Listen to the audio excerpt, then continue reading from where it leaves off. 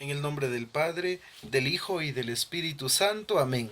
Bienvenidos, queridos hermanos, a participar de este pequeño estudio sobre el libro de los Hechos de los Apóstoles. Comencemos.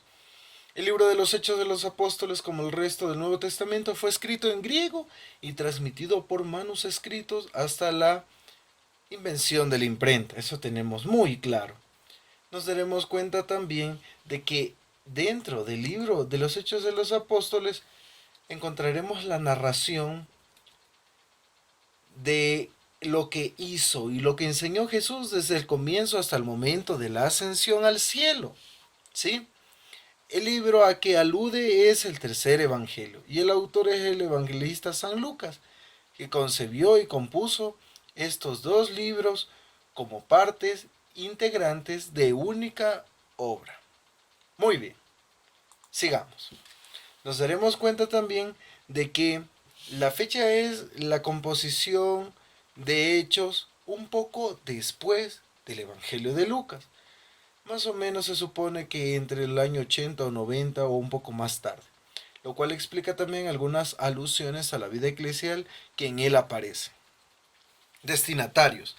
De hechos es el mismo Teófilo a quien se dedica y se dirige el tercer Evangelio, pero es natural que no fuese solo a él, sino un grupo de cristianos o una comunidad en la que este personaje tenía alguna importancia.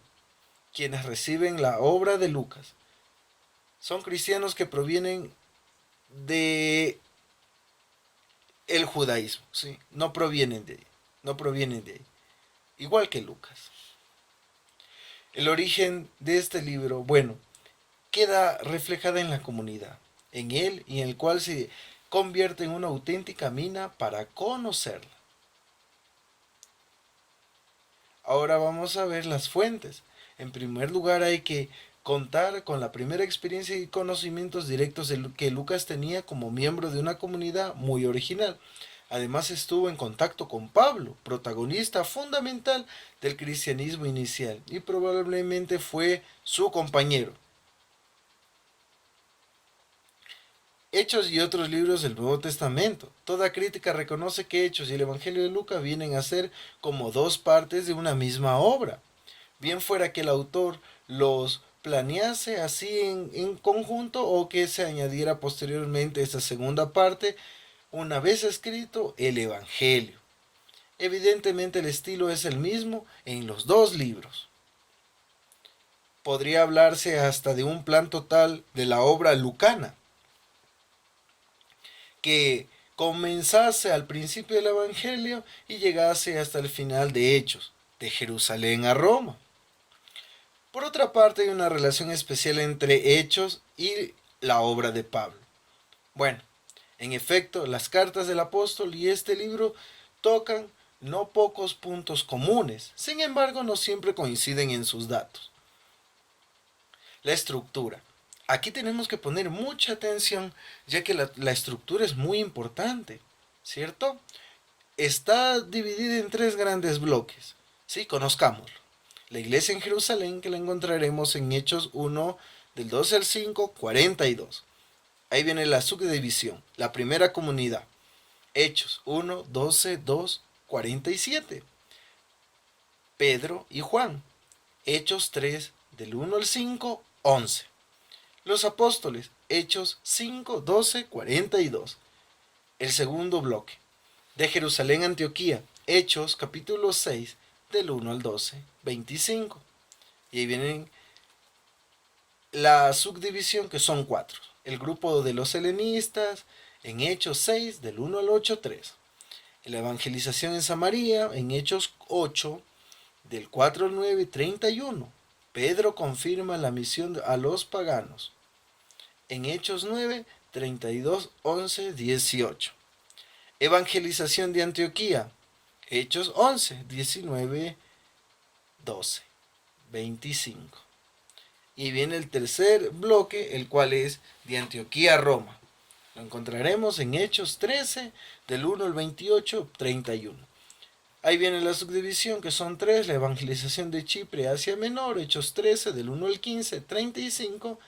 Evangelización de Grecia, Hechos 15, 36, 21, 14. Y el camino hacia Roma, Hechos 21, 15, 28, 31. Excelente.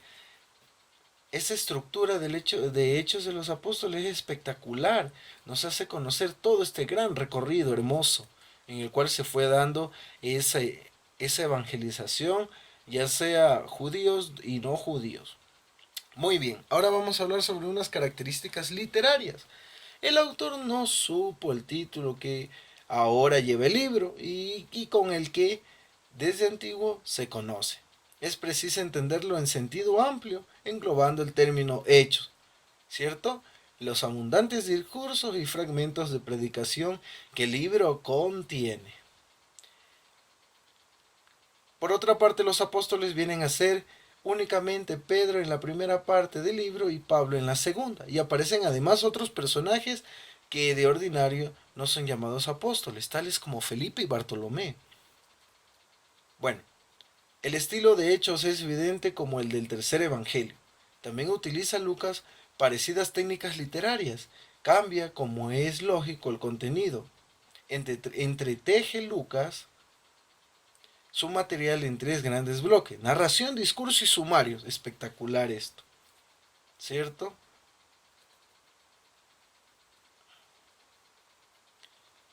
Bueno, en cuanto al concreto género literario utilizado, Hechos de los Apóstoles aparece primera vista en una historia de los primeros tiempos de la iglesia. Un lector no avisado entienden a leerlo desde el punto de vista. Pese a su título, tampoco es una narración de las hazañas de los apóstoles.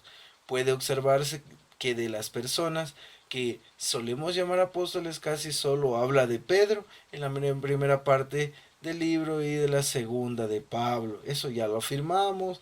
Aparece Felipe y Bartolomé y Bernabé, perdón. Bueno, y también vamos a ver cómo es una teología narrativa. En la línea de los evangelios no son una vida de Jesús, es una teología entreverada y expuesta con sucesos históricos que se interpretan para explicar mejor. Evidentemente la comunidad o comunidades de las que habla Hechos coinciden con la primera generación cristiana por parte de ella y de sus vivencias, de la misma forma que los evangelios parten de Jesús histórico, pero no hace una crónica histórica de la comunidad.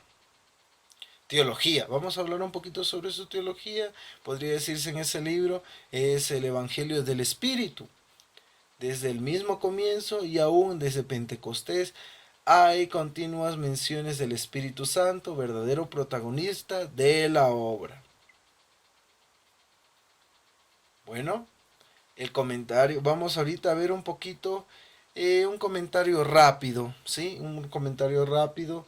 Al comienzo de Hechos, dentro de la introducción se presenta en el palme dos grandes obras lucanas, tanto en el literario como en el teológico.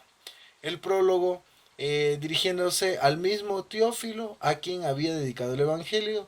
Lucas relaciona este libro con el anterior por alusión a Jesús y su actividad de palabra y acción. Bueno, 1.3.8, despedida de Jesús. Lucas quiere mostrar la continuidad entre todo lo que él va a narrar y el segundo libro y la actividad de Jesús.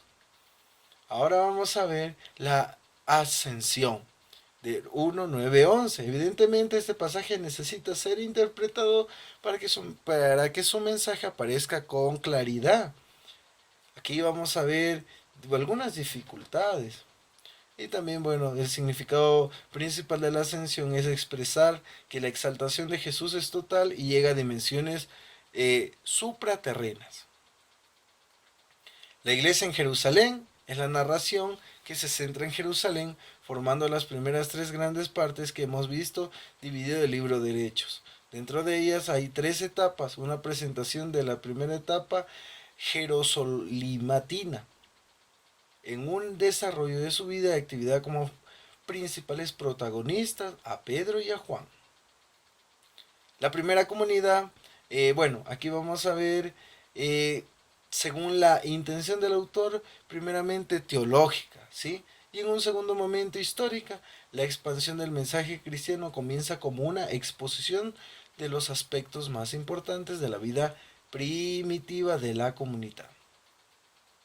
La elección del sucesor de Judas lo vamos a encontrar en el capítulo 12-26. Aquí vamos a ver los rasgos de la vida eclesial, ¿sí? Después pasaremos a ver el día de Pentecostés, capítulo 2, versículo del 1 al 13. Vamos a ver la misión de anunciar el Evangelio y también pues cómo el Espíritu Santo llega a la comunidad. El discurso de Pedro, Lucas lo pone aquí un ejemplo de la predicación de la primera comunidad y de sus efectos. Eso lo encontraremos en el capítulo 2, 14:41. La vida en la comunidad, capítulo 2, 42-47. Aquí vemos el acontecimiento de Pentecostés que adquiere proyección eclesial en este sumario y cobra un carácter narrativo al describir los rasgos característicos y esenciales de la vida de la iglesia naciente. Espectacular esto. Pedro y Juan, capítulo 3, 1, 5, 11. Aquí vamos a encontrar la actividad de la comunidad tomando como centro de ella la exposición correspondiente de Pedro y Juan. Vamos a ver la curación del paralítico, capítulo 3, del versículo 1 al 11, donde la fuerza del Espíritu que los apóstoles han recibido en Pentecostés se manifiesta en la curación del lisiado. El discurso de Pedro, capítulo 3, versículo 2 al 26, la curación del paralítico, da pie a una segunda proclamación o presentación del anuncio, muy semejante al anterior. Bueno, y seguiremos viendo cómo perseguidos por el Sanedrín, capítulo 1 al 22. Perdón, capítulo 4 del versículo 1 al 22. Bueno, aquí vamos a ver también pues cómo esta iglesia naciente va luchando y se va poniendo en pie. Vamos a ver la oración de la comunidad, capítulo 4 del 23 al 31. La finalización del episodio de la curación y la consiguiente persecución con un rasgo muy interesante, la oración de la comunidad cristiana. La vida en la comunidad, capítulo 4, 32, 5, 11, ¿cierto? Espectacular esto. La comunicación y la comunión. Después veremos los apóstoles, ¿cierto? Los apóstoles y dentro de estos capítulos vamos a ver como predigios de los apóstoles. También vamos a ver la persecución de los apóstoles, ¿cierto? Y vamos a llegar al segundo bloque que habla de Jerusalén, Antioquía. Esa es la segunda parte del libro que lleva el lector a Jerusalén, Antioquía. El grupo de los helenistas. Lo vamos a encontrar en el capítulo 6 del 1 al 8, 3. La elección de los 7, capítulo 6, 1, 7, la introducción que ofrece un toque de realismo histórico al romper el clima idílico de unidad y comunión presentado en el interior de la comunidad jerosolimitana. Bueno, después vamos a ver el arresto de Esteban, el discurso de Esteban, espectacular esto. Vamos a ver también la muerte de Esteban, la persecución de la iglesia en Jerusalén y la evangelización en Samaria. Esta sección encontramos dos cuadros muy distintos, de los cuales solo el primero corresponde al título pues presentado. Vamos a ver también el capítulo 8, 4, 8, el anuncio del mensaje con estilo de sus frecuentes sumarios, optimistas y generalizantes. Lucas nos narra la primera expansión del evangelio llevado a cabo por los fugitivos de Jerusalén. Estos fugitivos, ¿no? Muy bien. Simón el Mago, capítulo 8, 9, 25. Y bueno, el ministro de la reina de Etiopía, 8, 26, 40. El camino de Damasco, 9:1-9. En este capítulo está dedicado un acontecimiento muy relevante en la historia del cristianismo, la conversión de Saulo Pablo, y el relato dividido en tres partes. La primera, el breve relato de la conversión; la segunda, el encuentro con la comunidad; y la tercera, el comienzo de la actividad de Pablo, ¿cierto? que se hace apóstol, el aborto de Cristo. Así se hace llamar. Bueno, aquí vamos a ver encuentro con Ananías, capítulo 9, del 10 al 19. Saulo predica en Damasco. Aquí comienza el autor de Hechos a contar la actividad evangelizadora de Saulo, que ocupará luego gran parte en su obra. ¿Sí? Encontramos en el capítulo 9, 19, B30. Pedro confirma la misión de los paganos, ¿cierto?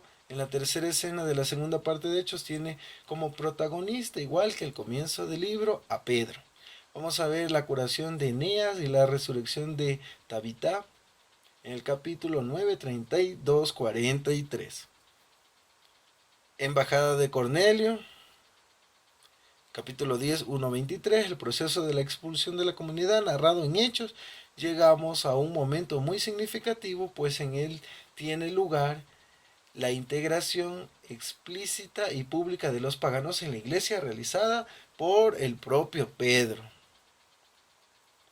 Pedro en casa de Cornelio, capítulo 10, 23, 48. El informe de Pedro a la iglesia de Jerusalén, ¿cierto? 11, 1, 18. Evangelización en Antioquía, la comunidad de Antioquía. Bueno, la fundación de la iglesia de Antioquía de Siria es un hecho enormemente relevante, la expansión de la misma iglesia y el mensaje de salvación, capítulo 11, 19, 30. Persecución y liberación de Pedro, capítulo 12, del 1 al 23. Y muy interesante, que vamos a ver el regreso de Pablo y Bernabé, capítulo 12, del 24 al 25, el nuevo resumen o sumario en las líneas anteriores que subraya la expansión general de la palabra de Dios. En Antioquía, de Antioquía a Roma. Muy bien. La evangelización de Chipre hacia Menor es la primera de las etapas mencionadas. Los misioneros Pablo y Bernabé parten a Antioquía y predican el evangelio en Chipre y en Asia Menor. Viaje misionero de Pablo y Bernabé, el envío de Pablo y Bernabé, lo vamos a ver en el 13, 1:23. Nos encontramos de nuevo en Antioquía con el centro del cristianismo primitivo en esta etapa. Y consigo también veremos la actividad paulina en las comunidades. La evangelización de Chipre, capítulo 13, 4:12. Antioquía de Pisidia, capítulo 13, del versículo 13 al 52. En Iconio, capítulo 14, de 1 al 17. Listra, y seguimos también viendo el regreso a Antioquía en el tema de la contradicción. Es mencionado en el capítulo 14, 22, el fin del viaje y lo mismo que otros rasgos de la consolación. La asamblea en Jerusalén, 15, versículo 1, 35, la embajada a Jerusalén, el desarrollo de la asamblea. Wow, espectacular este libro. La declaración final de la asamblea. El regreso de la embajada, capítulo 15, del 30 al 35. Ahí vamos a ver la evangelización en Grecia y el segundo viaje misionero de Pablo, capítulo 15, 36, 18, 23. La separación de Pablo y de Bernabé en el capítulo 15, 36, 41. Circuncisión de Timoteo, capítulo 16, del 1 al 5. También la versión de Macedonio, Filipos. Bueno, también veremos aquí Tesalónica y Berea. En el capítulo 17, 1:15, la etapa siguiente del viaje misional, llegan Pablo, Silas, Timoteo a Tesalónica, la actual Salónica. Pablo en Atenas, en el capítulo 17, 16:34. Corinto, el regreso y nuevo viaje. Y el tercer viaje de misionero de Pablo en el capítulo 18, 24, 21. Pablo en Éfeso, el nuevo Pentecostés en Éfeso, Pablo en Éfeso, el tumulto de los orfebres en el capítulo 19, 21, 40, Macedonio y Grecia en el 21, 6, la resurrección de Eutiquio en el 27, 12. Wow, espectacular. Y así podemos ver grandes rasgos. Grandes rasgos como la despedida de los responsables de Éfeso en el 20:17-38. Y bueno, el viaje hacia Jerusalén hasta el final del tercer viaje apostólico de Pablo tiene, al igual que otros tantos pasajes de Hechos, la predicación de Agabo en el capítulo 21, 10-14, Jerusalén a Roma. Esta es la última etapa. Aquí vamos a ver cómo está del capítulo 21, 15, 28. Y bueno, en Jerusalén la visita a Santiago y el rito de la purificación 21, 15, 36. La prisión, la visita de Pablo, las cosas no van como habían previsto Santiago y los demás miembros de la iglesia en Jerusalén. El discurso de Pablo al pueblo, Pablo ante el Sanedrín 22, 30. La conspiración contra Pablo en el 23, 12, 22, que es trasladado a Cesarea. Y bueno, en Cesarea, la segunda etapa del proceso tiene lugar en Cesarea Marítima. Muy bien, es espectacular saber cómo Pablo hace un gran viaje y grandes sucesos. Les agradezco mucho por darme la oportunidad de anunciar ese camino que Pablo hizo. Es muy hermoso cómo la vivencia de Jesús también aparece y cómo Lucas como autor nos ha ayudado a encontrar ese camino de Jerusalén a Roma, ¿cierto? Me despido diciéndoles que les agradezco mucho y que siempre Dios estará en sus vidas. Muchas gracias, bendiciones.